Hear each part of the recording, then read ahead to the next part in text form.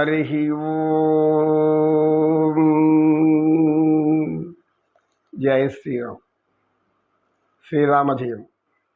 శ్రీరాముని యొక్క అనుగ్రహం సర్వమానవులపై సమానంగా ఉండాలి. గ్రామస్తులు గురువుగారు భగవద్గీత తర్వాత యుద్ధానికి సిద్ధమైనారు అని చెప్పారు. అది ధర్మక్షేత్రం అని కూడా చెప్పుకున్నాం. ధర్మక్షేత్రమైనటువంటి ఆ కురుక్షేత్రం అని ఎందుకు పేరు వచ్చిందో కూడా చెప్పుకున్నాం. కురుక్షేత్రం కురువని మహాధర్మ ప్రభు పరిపాలించడం వల్ల కురువంశం అని ఆయనతో ప్రారంభమైంది. కనుక ఈ కురువు యొక్క 100% కంటే ఇంకా ఎక్కువ కూడా అంత ధర్మాన్ని ఆచరించాడు. అటువంటి భూమి అక్కడ రాజధానిగా చేసుకున్నాడు కాబట్టి అస్థిరకు అక్కడ అది కురుక్షేత్రంగా పిలువబడుతుంది అని చెప్పి, ఎప్పుడైతే యుద్ధానికి సిద్ధమైపోయారో ఒకవైపు దుర్యోధనుడి సైన్యం, మరోవైపు ధర్మరాజుడి సైన్యం. అర్జునుడు ఏం చేశాడు? ఎందుకంటే ఈ యుద్ధమంతా కూడా పరిపూర్ణంగా అర్జునుడి యొక్క శక్తి సామర్థ్యాలపైనే ఆధారపడి ఉంటుంది.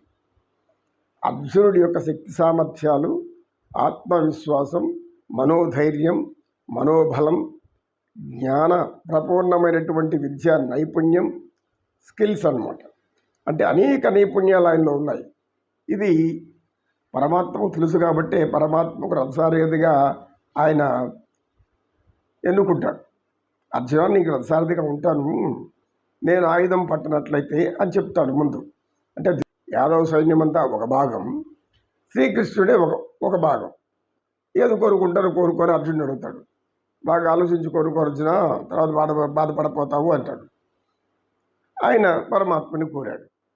ఈ దుర్యోధనుడు ఇదే ఆనందం, మనకు ఈయనేం చేయబోతాడు, మనకు సైన్యం ఉంటే 10,000 నారాయణ సైన్యం, అది కూడా అట్లాంటి వాళ్ళు, కాకలు తీరిన వీరులు, యుద్ధ నైపుణ్యం లేని వాళ్ళు, బలరాముని ఆధ్వర్యంలో ఎన్ని విద్యలు నేర్చిన వాళ్ళు.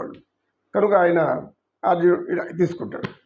ఇప్పుడు అర్జునుడికి ఏమైంది? అంతవరకు దివ్యమైనటువంటి శ్రీకృష్ణ పరమాత్మ అనుగ్రహంతో సకల అస్త్రశస్త్రాలన్నింటినీ సాధించి పరమేశ్వరుని మెప్పించి పాశుపదాస్త్రం సంపాదించినటువంటి అర్జునుడు కృష్ణుడు కోరుకుంటాడు. బావా, ఈ యుద్ధమును అందరూ మోహరించి ఉన్నారు, 2 ఇరుపక్షాలు ఉన్నాయి, యుద్ధం ప్రారంభం కాబోతుంది, ఇంకా కొద్ది సమయం ఉంది. కనుక పరమాత్మ, బాబా, ఈ ఉభయ సైన్యాల మధ్యలో నా రథాన్ని నిలుపు పరమాత్మ అంటే అవుతుంది అని శ్రీకృష్ణుడికి ఏమర్థమవుతుంది? మానవులు సహజమంటే మానవ నైజంలోకి వెళ్ళిపోతారు. ఎప్పుడు? తన వారిని చూసినప్పుడు, తన బంధువులను చూసినప్పుడు. అందుకు తన వారి కోసం ఏడుస్తారు, కానీ బయట వాళ్ళు ఎక్కడ పోయినా మనకేం పర్వాలేదు, ఎవరు ఏమనైపోని, వారు నశించి కూడా పోని, మాకు ఇబ్బంది లేకుండా మన అనేవాళ్ళు క్షేమంగా ఉండాలి అనేటువంటి ఆలోచన సహజంగా ఉంటుంది. కనుక అర్జునుడు కూడా ఒకసారి ఎందుకన్నా మంచిది, ఆ యుద్ధం మధ్యలో నిలబెట్టిన రథాన్ని సేనోరుభయోర్మధ్యే రథం స్థాపమే మా అచ్యుత. అచ్యుత అంటే అచ్యుతుడు అంటే ఎవరు? ఆదినారాయణుడు, సర్వము తానైన వాడు. కనుక అచ్యుతుడితడే ఆదియు అంత్యము, అచ్యుతుడే అసురాంతకుడు, అచ్యుత అచ్యుత శరణనవు మనసం భావములోన బాహ్యమునందును గోవింద గోవిందాయని కొలువవు మనసం భావములోన బాహ్యము నందును. ఆది అంతము మొత్తం తానే ఉన్నవాడు అచ్యుతుడు అని అన్నమయ్య అంటారు. హరి నీ ప్రతాపమునకేది ఏది శ్రీ సర్వేశ్వర అని అన్నమయ్య అంటాడు. హరి, ఓ పరమాత్మ, శ్రీ మహావిష్ణువు అవతారమైన ఓ కృష్ణ వెంకటేశ్వర స్వామి, నీ ప్రతాపానికి ఈ సృష్టిలో ఎదురేదైనా ఉందా? నీ ప్రతాప పరాక్రమాలకు మించినటువంటి ఏదైనా ఉందా? ఏది లేదు. నీ ప్రతాపమునకు ఎదురేది. నీకెదురు చెప్పేవాళ్ళు ఎవరయ్యా స్వామి? నిన్ను సర్వజ్ఞుడవు, సర్వాంతర్యామివి, సర్వ సృష్టికర్తమైనటువంటి సర్వముతారైనటువంటి విశ్వరూపధరుడు నీకే ఎదురేముంది అని అనుచరులు చాలా బాగా గొప్పగా చెప్తారు. కనుక పరమాత్మని గురించి తెలుసుకోవాలనంటే వెంకటేశ్వర స్వామిని, మహావిష్ణువు యొక్క ఆయన యొక్క సకల గుణాలు, సర్వగుణాలు అన్నమాచార్యుల కీర్తనలు మనం వినే కొద్దీ ఎక్కడ లేని జ్ఞానం మనకు వస్తుంది. ఎక్కడ లేని జ్ఞానం వస్తుంది. ఆ కీర్తనలో ఆయన సర్వజ్ఞానాన్నంతా అందులో ఇమిట్ చేశాడు. వేద జ్ఞానాన్నంతా అందులో ఇమిట్ చేశాడు అన్నమాచార్యులు ఒక పెద్ద ఆలయం తిరుపతిలో నిర్మిస్తే చాలా బాగుంటుందని అనుకుంటూ ఉంటాను అప్పుడప్పుడు. కనుక కృష్ణ అక్కడ రథాన్ని నిలుపు, సేనయో రవయోర్మధ్యే రథం స్థాపయే మం అచ్యుత, రథం స్థాపయే మం అచ్యుత అని అన్నప్పుడు అంటే ఎందుకు అంటున్నాడు? నేను ఒకసారి చూడాలి ఎవరెవరు ఎక్కడ ఉంటారు, ఎవరెవరు నేను ఏ విధంగా ఎదుర్కోరాలా, ఎవరెవరిని ఏ విధంగా నేను పోరాడాలి అని ఆయన అన్నాడు అక్కడ. సరే, కృష్ణుడికి అర్థమైంది. ఏమర్థమైంది?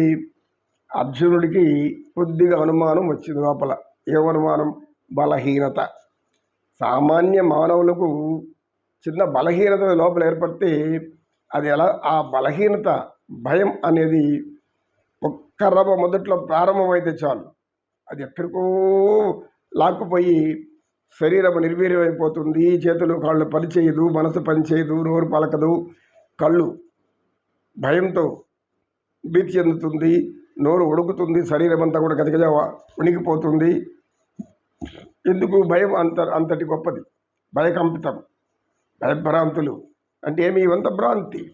కృష్ణుడికి ఎందుకు? అర్జునుడికి భయము, లోపల బంధు బాంధవ్యము, లోపల బాంధవుల యొక్క అభిమానం ఇవంతా ఇంకా ఉంది కనుకనే ఆయన అలాంటి ప్రశ్న అడిగాడు, అలా కోరాడు పరమాత్మను. లేకుంటే యుద్ధం నేరుగా సిద్ధమయ్యి శంకారం పూరించి ప్రారంభించేసి ఉండేవాడు. ఇంకా కొద్ది క్షణాలు ఉంది, కొద్దిగా సమయం ఉంది. ఆ సమయంలో అడిగాడు అర్జునుడు. అంటే ఏమి? బంధువులు ఎవరున్నారు, ఆప్తులు ఎవరున్నారు, నేనేమైనా చంపాల్సి వస్తుందా? ఇది ఆయన సందేహం. అయితే పరమాత్ముడు కాదనకుండా తీసుకుని నిలబెట్టాడు. మధ్యలో నిలబెట్టినప్పుడు చూశాడంతా. అలా చూస్తున్నాడు. కురుషి ముందు దుర్యోధనుడి యొక్క సైన్యం చూస్తున్నాడు. రథ గజ తురగ పదాతి దళాలు దుర్యోధను చూస్తున్నాడు. భీష్మాచార్యుల మహారథుడు, మహా యుద్ధవీరుడు, పరశురాముడి శిష్యుడు భీష్ముడిని భీకరాకారం చూశాడు. అంతే, తాత భయం వచ్చింది లోపల. అయ్యో తాతని నేను చంపాలా అని. ఆయన పరాక్రమం ఇది అర్జునుడికి అర్థమైతే కదా, అయ్యో తాతను చంపాల్సి. మళ్ళీ తర్వాత గురువు, బంధువులు, మనమళ్ళు, కుమారులు వరుస అయ్యేటటువంటి వాళ్ళు, ఇటువైపు కూడా బంధువులు అనేక మంది. యుద్ధం వల్ల ఇంతమంది చనిపోతారా అనేటువంటి ఆలోచన మెల్లమెల్లమెల్లగా అర్జునుడు. పరమాత్ముడు, భావ అర్జున, ఇదిగో నీవు కోరినట్లే రథం నిలబెట్టాను, ఇప్పుడు యుద్ధం ప్రారంభిస్తామా అంటాడు. అనేటప్పటికీ అప్పటికి అర్జునుడి ముఖం ఎలా ఉంది? వాడిపోయింది. కళ్ళంతా నీళ్లు కమ్ముకొని ఉన్నాయి. భయం అవుతుంది. మెల్లమెల్లగా శరీరం కూడా ఆట ఉడుకుతున్నాయి. ఏమీ అర్థం కావడం లేదు. ఎందుకంటే సర్వం వంశీనులే, అంతా బంధువులే, బాంధవులే, గురు వృద్ధులు అనేక మంది ఉన్నారు. ఏందిది అనేటువంటి ఒక అగమ్య గోచరమైన స్థితిలోకి వెళ్ళిపోయాడు అర్జునుడు. ఇది సహజంగా మనం మానవ లోకంలో మనం చూస్తుంటే కూడా ఎంత వీరాది వీరుడైనా కూడా ఒక్కసారి భయం అనేది లోపల ప్రవేశిస్తే తర్వాత ఏమీ చేయడానికి పాలుపోదు వాళ్ళకి. ఎంతో ధైర్యం ఉంటే ఏదో చెప్పాలి, ఏదో చేయాలనుకోండి.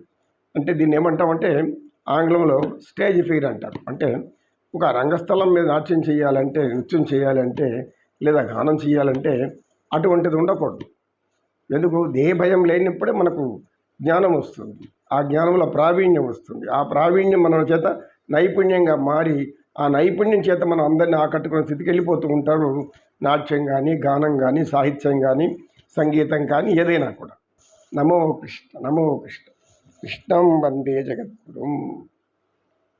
కృష్ణం వందే జగద్గురుం.